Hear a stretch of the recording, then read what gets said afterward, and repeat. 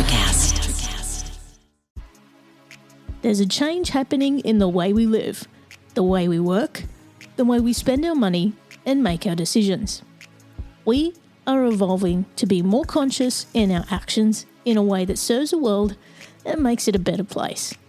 Welcome to the Ethical Evolution. The Ethical Evolution podcast is brought to you by Ethical Change Agency.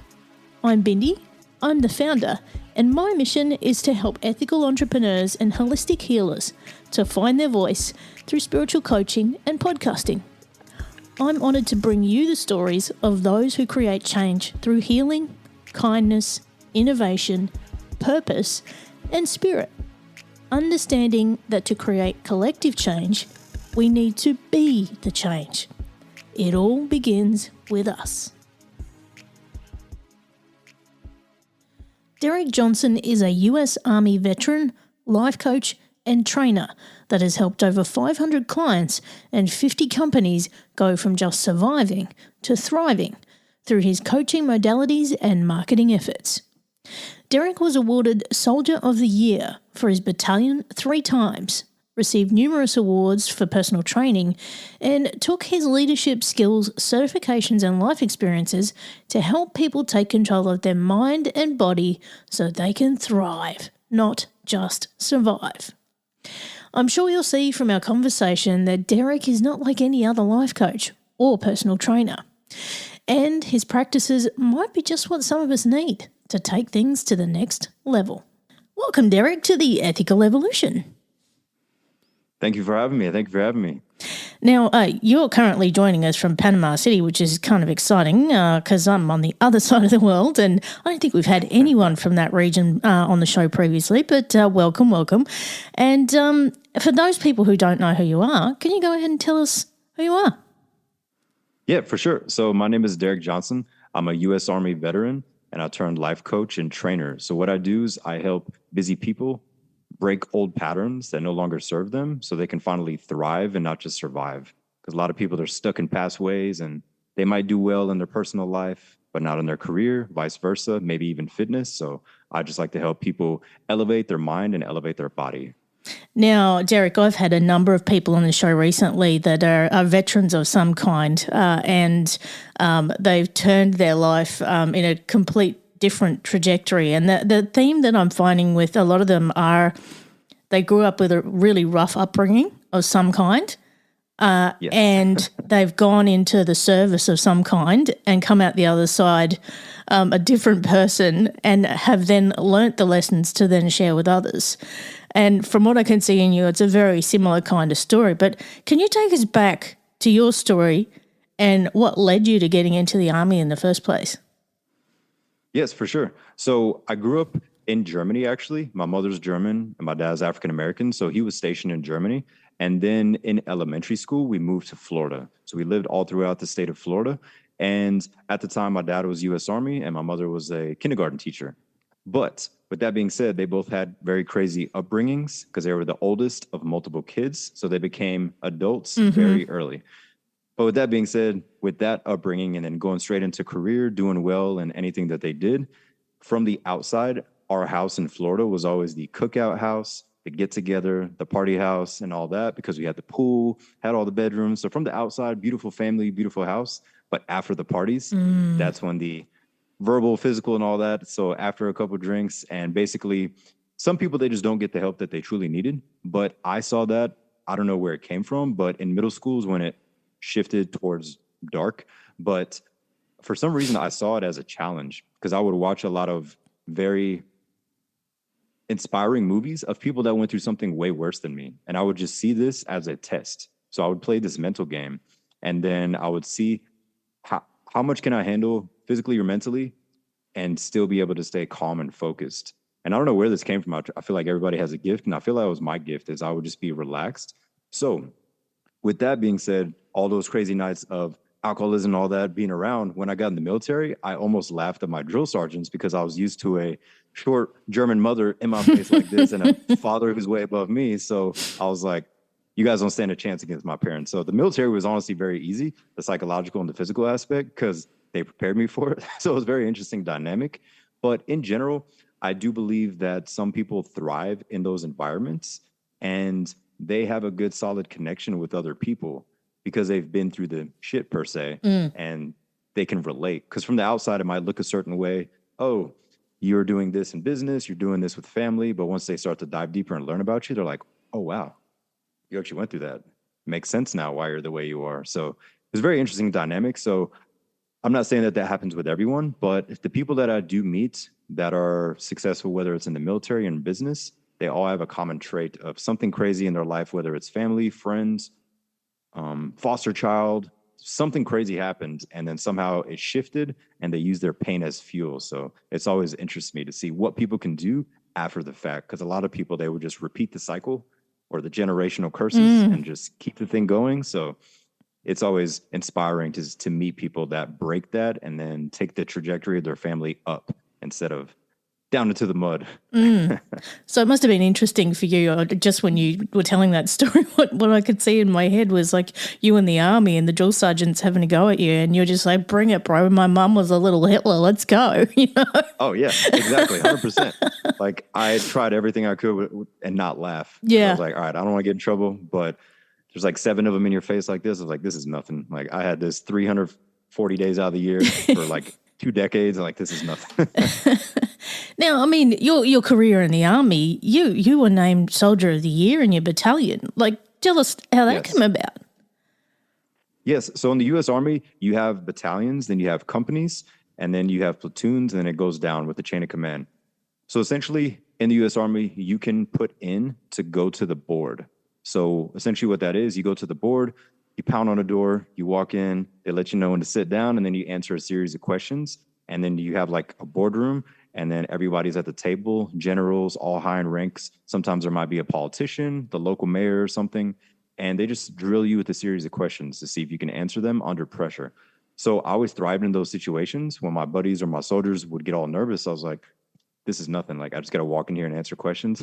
But that was one aspect. The other aspect was the physical part of taking the physical training tests and then also leadership skills.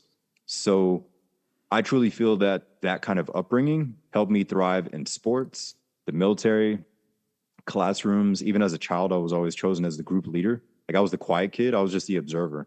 But if they chose me, I could get in front of the class and speak. And even I didn't know where it came from. I was like, okay. And I would just go. But I think because of that upbringing, I just didn't have any fear. I was like, what's the worst that can happen? Like anything outside of my house is positive. So I'll speak in front of people because I didn't want to go home. So like in hindsight, looking back at it, I was like, that really like forged my whole path in my career to help people or be a leader. So it was very interesting. And so, I mean, your upbringing has equipped you with this this ability to, like, nothing phases you.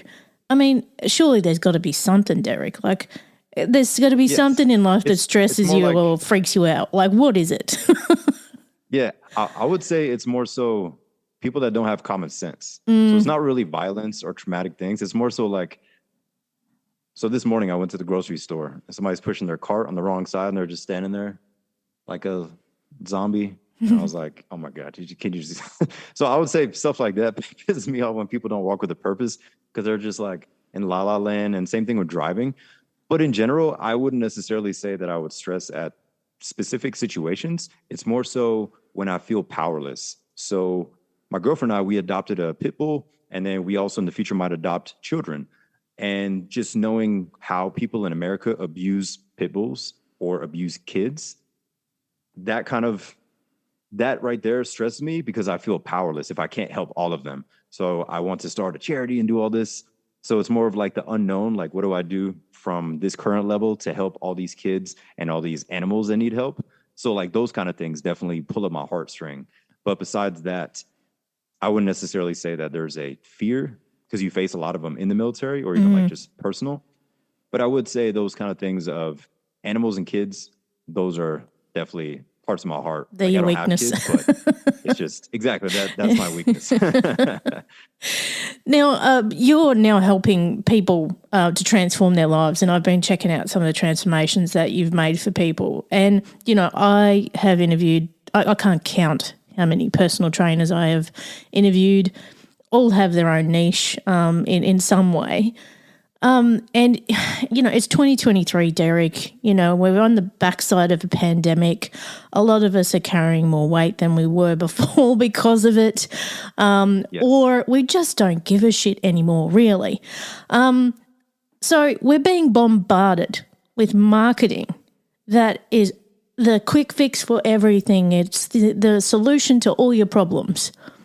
What makes you so different to any other trainer?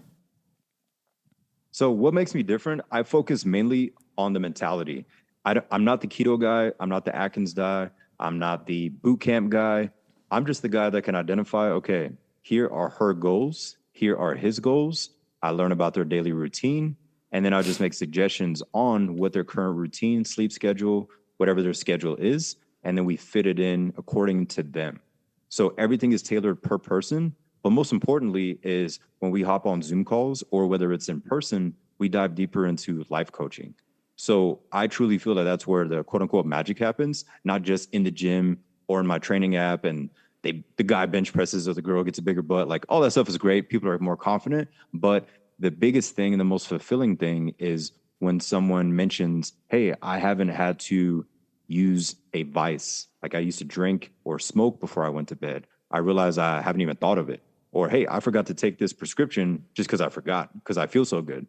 And maybe those small things that they used to do that they would mask an emotion. And outside of that is the discipline that they would get, which would instill into their career. So I would just say the main difference is I dive deeper into the mental aspect on a one-on-one level. And then whatever their goal is, we make something tailored to them, which fits their lifestyle that's actually sustainable.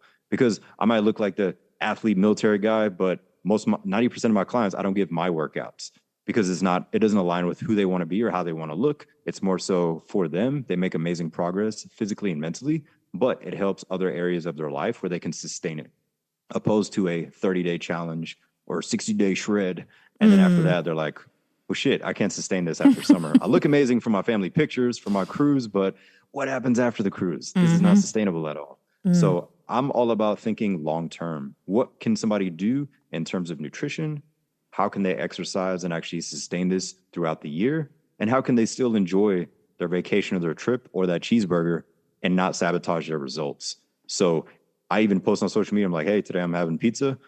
Like, and I do this, I do that. My girlfriend and I go out and we still live a normal life, but the majority is structured, but we can still have fun. So I would say in a nutshell, that's the difference. Focus on the mentality and it's specifically where they are, and then connect the dots with what fits best for them, because not everybody likes the gym. I love gym. Some people hate them. So if they don't want to be in a gym, I would recommend all home workouts. So Yeah, and it's interesting that you say that because that's becoming more of the trend nowadays. I mean, we went through the 90s and the early 2000s where it was all about getting in the gym and just killing yourself.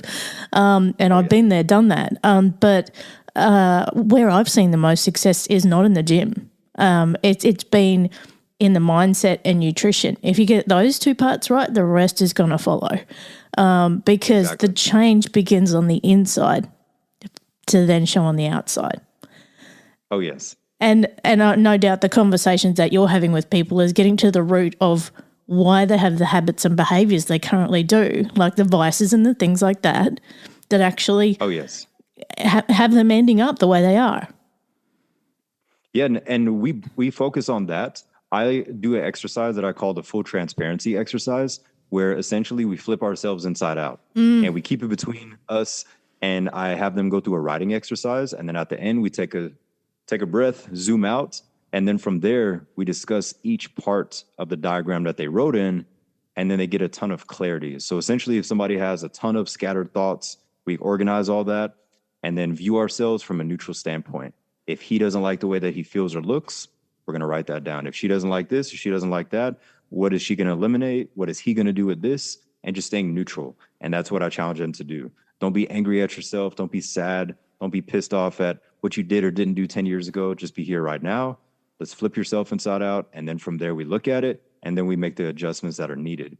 And then after that, we can start to pinpoint, like, why does he really want to lose weight?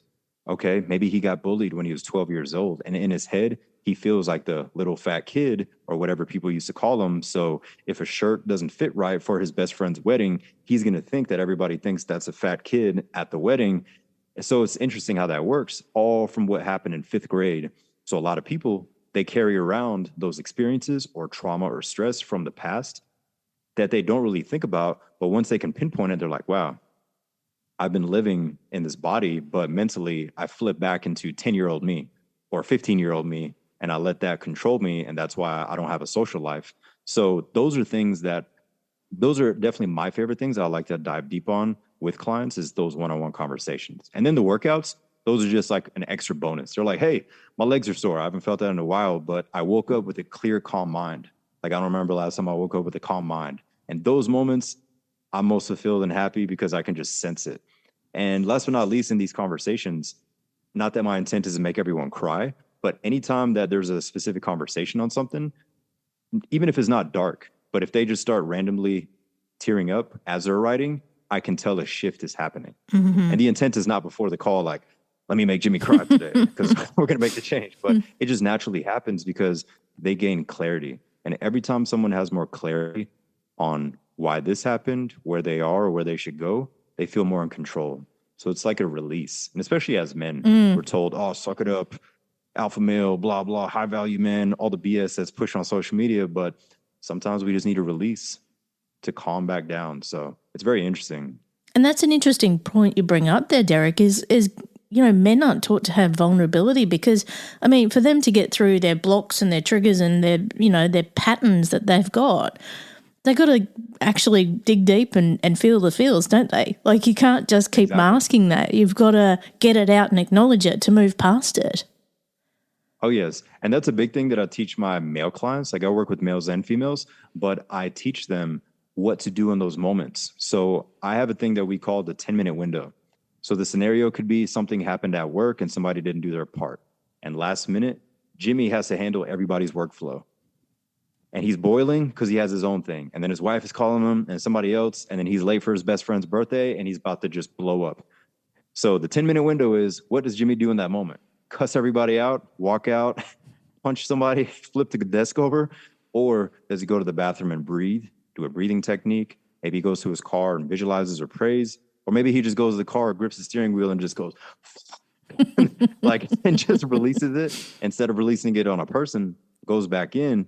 But the whole challenge is, how quick can he come back up or maybe go back down with whatever situation is happening? So that would be the 10-minute window, because usually people just hold stuff in. And when their coworker, their kids, their dog does something, they're just the icing on the cake that makes them snap. So it's not that they did something that was that bad. They just have 10 other things happening. So you were that last straw that just lit the flame and made them explode. So basically making sure that no person or situation is going to have the lighter or the lighter fluid for us. Like, we have to be able to release, stay in control, and have a good routine where our highs are never too high and our lows are never too low, so we can be a smooth wave.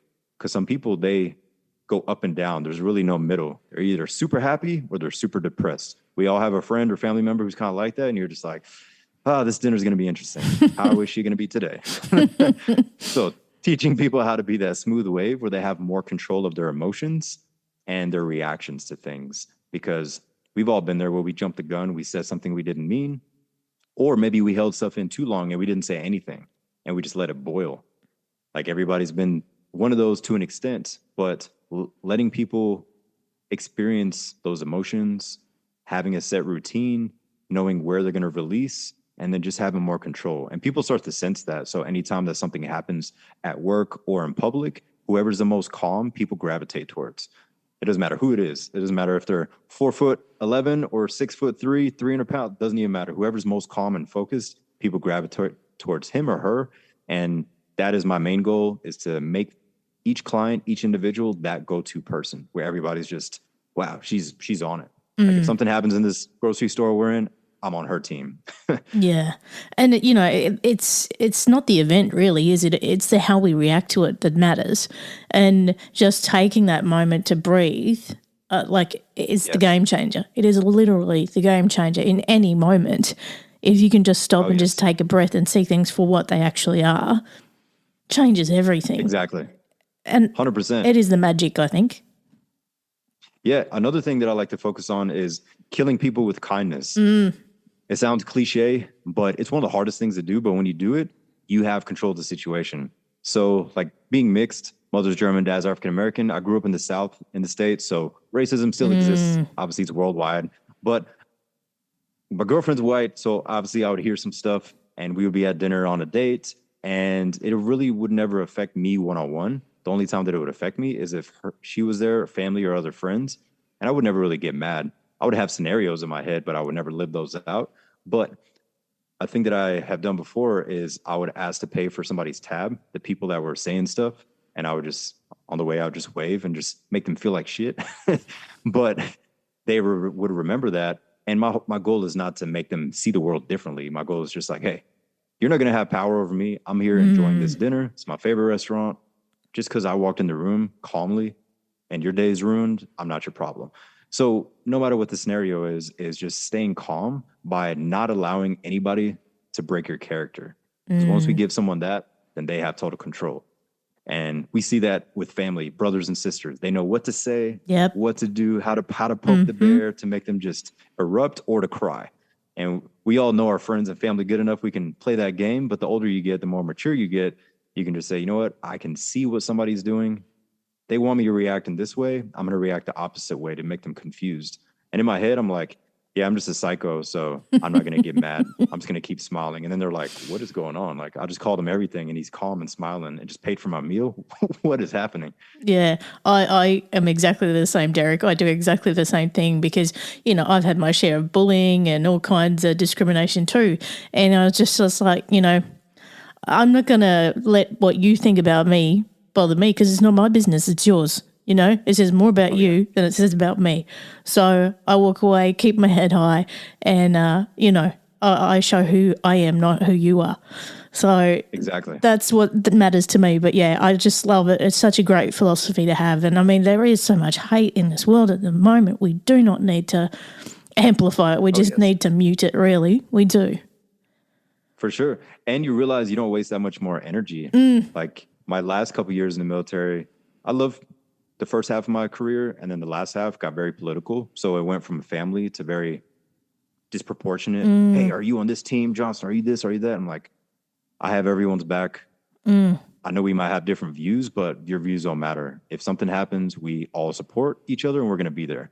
But knowing how the media, politics, everything that's going on is just to separate people when we can just come together and have real conversations. Like I like to ask people in public just randomly. I would just ask them why they're buying that pasta. Hey, why do you like that drink? Normal conversation. And the next thing you know, we're diving deep on a topic and we're just neutral. And a powerful question is, why do you believe what you believe? But asking it with pure intent, just to be curious. Yeah. A lot of people can't answer that. Most of them are like, well, and they start like getting all riled up. And like, we literally just ask, why do you believe what you believe? There's no conniving thing behind it. It's just a general question. So the more that people can have a real mature conversation, you start to see it in their face where they're like, I haven't had an interaction like this in a while. Because maybe with their friends, coworkers, or family, they can never really talk about the topics that you're not supposed to talk about. But with the stranger who's calm, you're like, oh, wow, this is really interesting. We have totally different views. Shake hands. Nice to meet you. And it's a good normal interaction. So those moments are always interesting because you could tell who needed it and who hasn't had it in a long time. And then there's some people you're like, not going to talk to them at all. And there's some people who have beliefs I don't even know why they have them. Like they're ingrained or they're intergenerational. They're not something that they've adopted and earned themselves. It's something that they've just picked up along the way and they're part of the herd, Oh, yeah. And that's the scary part about it is those people. So like I'd rather be around someone. So I'll just create an example. Let's just say somebody is into a dark religion or an occultic stuff and people would judge them. It's like, I'd rather have him around because I know what he stands for than this person over here who changes and blows like the wind or goes whatever way the wind blows them. It's like, oh, this happens. And like that person is the one that's going to turn on everybody quicker. At least you know where they stand. They might not like you, but hey, you respect each other. Very true. Very true. Now, Derick, something that's been in the back of my head as we've been talking is, in the work that you do, two things come to mind for me as a coach, and one is motivation and accountability. Now, I've spoken to a lot of trainers and we've talked about mental health and the importance that the motivation for what you do, particularly physically, like getting in the gym, you need to look at your motivation for doing that. And if it's just to look good, not sure if that's your best motivation. I mean, it's a nice one, but it's vanity, right? But we all know what getting in the gym does for our mental health, like just moving does for our mind. And I think that's an important thing that we need to, let people hold on to as their motivation for actually getting physical. And, Exactly. Other coaches I know are quite steadfast in terms of accountability. Like they are quite militant. When people don't do what they say they will do and they let themselves down, how do you go with your clients and if they are not, doing what they said they would do? So what I do in the beginning, I actually have them write a thing I call the badass list. So what the badass list is a list of moments in their life where they felt proud and confident. So it could be graduation, could be their first date, when they adopted it. Like it could be anything that made them feel good. Doesn't matter how big or small. So what I like to do is I have them write it and they send it to me as a picture, and randomly I'll send them their list. And there's no like secret message behind it. It's just random day of the week, random day of the month. I send it and it's more so a reminder like, hey, you did these 10 amazing things. Let's add to this list. So that's one thing that I could do if I can sense that the energy's off. One side of me wants to be like, quit being a little bit and like stress in the gym, but you can't speak that way to everybody. Some people that they appreciate it. They're like, please be a drill sergeant to me. It's what I need. Others, they don't need that. That doesn't work for them. So being able to identify, number one, as a leader, who can handle that and who needs that. Some people, they just need a nice push. Some need the nice support. So once I identify what box somebody's in, I give them what I know would work best for them. But with that list, I'll send it to them. But I'll also talk a lot about the two types of motivation. There's the push, us pushing ourselves out of bed early or whenever it is, pushing ourselves to the gym, pushing ourselves in the discipline and all that. That's great. That works to an extent. But the other side is the pull. What is pulling you towards that goal? So I like to tell people to look at their family history. So my Oma, my grandma in Germany, she was hiding in the attic during the Holocaust. So that's an extreme scenario. And then on my dad's side, great-great-grandpa went through some other dark things in America. So for me, I would think of the darkest of the dark. And I'm like, my alarm went off at 4. Am I really not going to get up? She was hiding. He was getting beat. And I'm sitting here with all devices, laptop, tablet, like air conditioned, Wi-Fi. Like I just like to think of the extreme to bring me present right now. And then I just don't complain. So I challenge them to do that. And then we start to learn their family history on both sides. And then they think of others. So a statement that I personally say out loud and in my head all day long is people depend on me. People depend on me. And even me just saying that, my hairs are standing up because I know I just get into this tunnel vision because I know if I show up and I take care of myself better, my energy is better for others. And then it helps them and it's a positive ripple effect. So going back to the question is the push and the pull, teaching them what's going to help them with their routine on a daily basis. Like I always recommend people wake up at the exact same time every morning so they can at least have their internal clock set. And it doesn't matter if it's 4 a.m. or 8 a.m., whenever works for somebody. But besides that, is have that deeper feeling. What is going to pull them?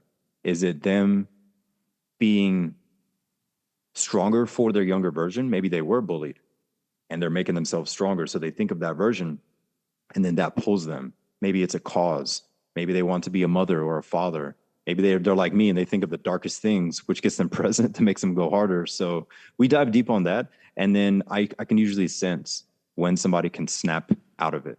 Like they'll complain a little bit and then I'll say something in the message or on a call and they're like, yeah, boom. And then something clicks. So having that push and having the pull can make somebody unstoppable. Because eventually what will happen is the pull will be in control most of the time, but they honestly don't have to push themselves. And this person, they beat their alarm. They wake up like 5 minutes before it goes off. They're like, oh, another morning beat the alarm. They're excited and they're thinking about it as something bigger, a cause, a mission, family, future, whatever it is. And those things like almost make them feel like they're floating per se. Like they don't really feel like they're doing the work. But on the other days, if they don't have that vision or they make it only about themselves, then it's like, why me? fuck this, why that, why this? Like, I don't want to do this. And everybody becomes selfish. We've all been that person to an extent where we're like, why me? I don't want to get up. I don't want to do this. And like, why am I even doing it? And we're selfish. But once we flip it and we think of grandma, the little kid down the road who watches you walk all the time or run, think about anybody else, then we get excited. Because a lot of people, honestly, are just too selfish. They don't want to get up because they don't want to get up. But if they think about somebody else, then they can find some extra fire and just get pulled towards whatever's bigger than them rather than just abs or just their vacation photos. And I always like to remind people to be your own inspiration. Sometimes we don't realize how far we've come or how far we still have to go, but it's better to look at the road behind us sometimes than the one ahead, because we can see how far we've come and gone, but look at what you've done. You can do this. You know what to do. Oh, yeah. And so I love to remind people and myself that, we are our own inspiration, and to continue to do that. And we can inspire others, and by sharing our story, just like we are here, someone might listen to this and go, you know what, damn it, I'm going to get off my ass and do something today. Oh, yeah. And that's the change we're here to see. Yeah, and honestly, that's what it's all about, because when we take care of ourselves, people can sense that. They can feel it. Everybody that is disciplined, they just radiate something, whether it's energy, vibration, whatever somebody wants to call it, frequency. But people sense that, and they can walk into a room and they're like, hey, I like that person, because they own it.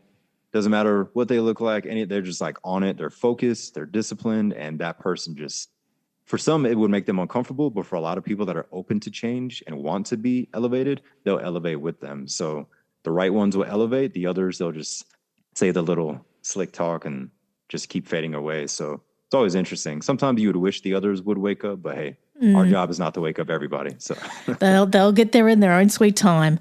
Yeah. Now, Derick, you just reminded me that some other people I've spoken to in the same kind of wheelhouse as you, they've said that space that you get in, or that energy that you get in, where everything's aligned and everything's working, and you're going for that bigger picture kind of stuff. It's almost like being godlike every day. Yes. And Exactly. actually having a mission and a purpose and something bigger than yourself. For sure. So I like to think of that as flow state and a divine intervention or a divine moment. So I wake up every morning at 4, and I always post it on Instagram, Facebook, and it's not to show off. It's just like, I need 2 hours of myself, because I talk to people all day long. I love what I do, but if I don't have 2 hours for me, and the emails, texts, calls, my dog, like everybody needs me, then I'm just like, so I need 2 hours for me before everybody needs me. And when I do that every morning, my energy is amazing. Stress is low. Even if the same issue happens, I'm still calm. But if not, then I'm just reactive. But just getting up, exercising, even if it's a walk, if it's the weights or a run, just feel more proactive. But on my walk home from the gym, or my jog home from the gym, or even if I train in the building, that's when the ideas just flow to me, because the body's calm. We all feel that confidence. You're kind of blank, and you're sitting there eating or hydrating, and ideas are just flowing to me. That's like when I just get my content ideas. I don't really plan it. I just do it after a workout, and something says, do this. I'm like, yes, whoever that is, if that's God, my ancestors, the universe, whatever it is, I'm going to put it in my phone. They told me to do it. I don't question it. So those moments are interesting because it makes us more present. Because a lot of people, they're rarely present. They're like this. Even when they're alone, they're like this. They can never just sit, turn the laptop and the TV off, just sit and just listen. Because Absolutely. a lot of people are trying to avoid something. Like, I used to have a friend, he could never be alone. Like, he was successful and everything, but I was like, dude, you always have to be, you never go out to eat alone. You never do anything alone. I was like, I'm not saying you're scared, but what are you running from? And when I asked him that, he was like, what like, no, it's a real question. Like, we're not in public, we're at home. Like, and then he started sitting, and he was like, man, I haven't sat and looked at the water. Like, I just challenge people to go to nature, take your socks off, put your feet in the water or in the sand, squeeze it, and all that. For most people, they're like, what do you mean, hug a tree? But no, literally be present and use all of your senses to just slow down for a moment. Because normally the answer will come, no matter if somebody's religious, spiritual, or if they're like in the middle and they don't know what it is. They're going to feel something, some sign or symbol that's like, hey, you're on the right path. Hey, you should do this, whatever's guiding them. But those key moments of flow state, when we first took care of ourselves, it just flows so easy. So to a listener that maybe has never felt this, I guarantee you, You've driven a car. Something told you to take a left. And you did. And next thing you know, there was a massive wreck that you could have died in, like 10 meters over there. But something told you to turn left and you didn't question it. You did it. And you're like, I don't know what just happened, but I could have died in that wreck, or went backwards, or not gone to that club. Whatever it is, we've all been in a situation where something said, don't do this or go that way. And it saved our life. So if we felt that, then we all have that natural gift, which is our conscience, which at least I believe that it's God, divine energy, and we're just a vessel. The idea comes, it hits you. Our job is to put it out there to help others or to make an impact. But those key moments of first taking care of ourselves to then being calm. Because if not, we're going to be reactive. We wake up, hit snooze 5 times. Oh shit, traffic, Wi-Fi is slow, blah, blah. We're never going to think of the divine or flow state. We're just going to be pissed off all day. Yeah, it's that level of consciousness, isn't it? And yes. You know what, Derick, if I was to wrap this up and put a bow on this episode, I think it would be that we've given everyone a reminder to wake up and live. Oh, yes. Exactly. Now, if people want to get in touch with you and find out more about your coaching and the amazing results that you give people, where could they go? So they could go to my Instagram, which is Fit with Derick and the number 2, Fit with Derick 2, or fitwithderrick.com. So on social media, my whole intent is to inspire people, wake them up, and just to be like that friend that speaks up whenever 5 kilos are creeping on, or 5 pounds. I'm like, hey man, come on. I'll be that one person that's going to speak up when everybody else is like, oh, it's okay. It's just a phase. And everybody's going to watch you go down. And I'm going to be the one that's like, come on. We got summer coming. Are you going to take those pictures and edit them in Facetune, or do you want to like feel good about the way you look? I better have you on speed dial, Derick. Now, I've got the last big question for you. What's the change you'd like to see in the world, and how can we bring it to life? The change that I would love to see in the world is for leaders to step up, especially parental figures. So father figures, I believe, are most important, especially with crime, violence, and so forth. And it doesn't mean somebody has to have kids. And then besides that, leaders in general, males and females, just stepping up and realizing the change that they can make.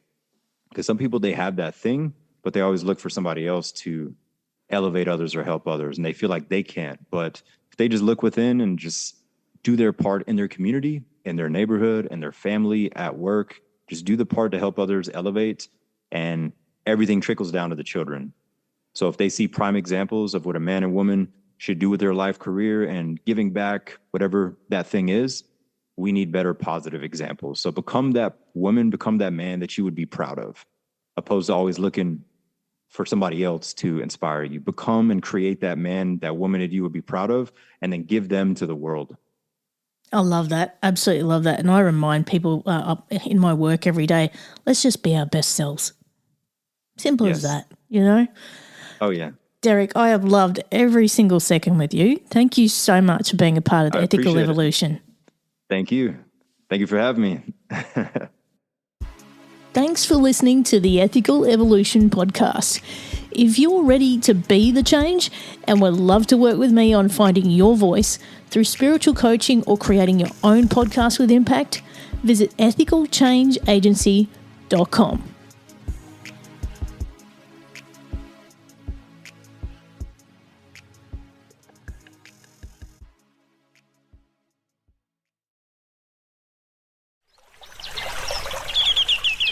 Are you passionate about saving the planet for future generations? Do you want to learn how to do it?